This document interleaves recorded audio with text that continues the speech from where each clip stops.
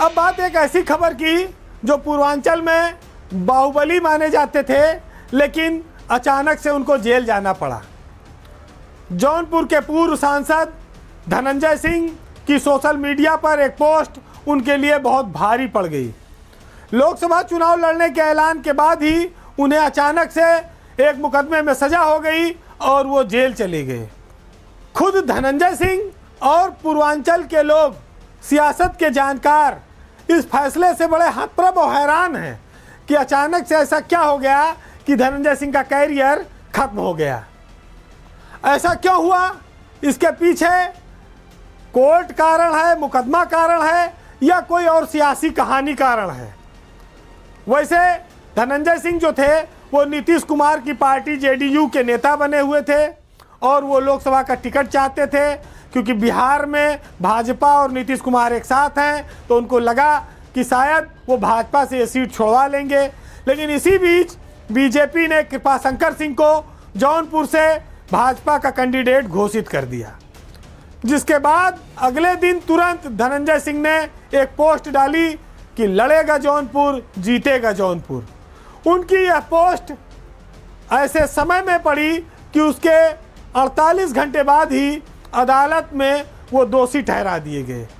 आप ये कह सकते हैं कि माफिया और बाहुबली कहे जाने वाले धनंजय सिंह का जो राजनीति का जो सितारा है, जो सूरज है, वो अब अस्ताचल की ओर चल पड़ा है, क्योंकि 7 साल की सज़ा के बाद वो भविष्य में कोई चुनाव लड़ नहीं पाएंगे, अयोग्य करार दे दिए गए।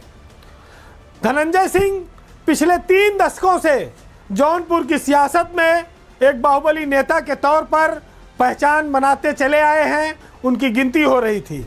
लेकिन कृपाशंकर सिंह के नाम घोषित होते ही उनके सियासत का सितारा अचानक से डूब गया।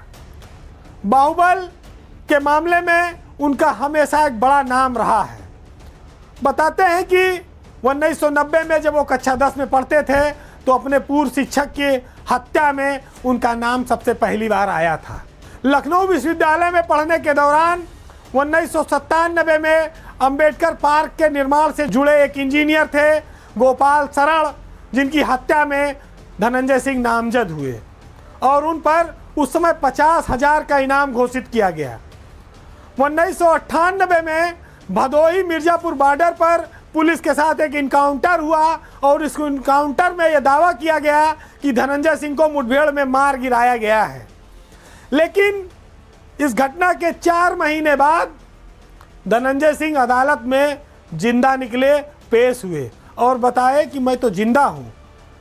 इतनी सुर्खियों के बाद धनंजय सिंह 2002 में रारी से निर्दलीय विधायक का चुनाव जीते पहली बार, और उसके बाद 2007 में वह फिर विधायक बने।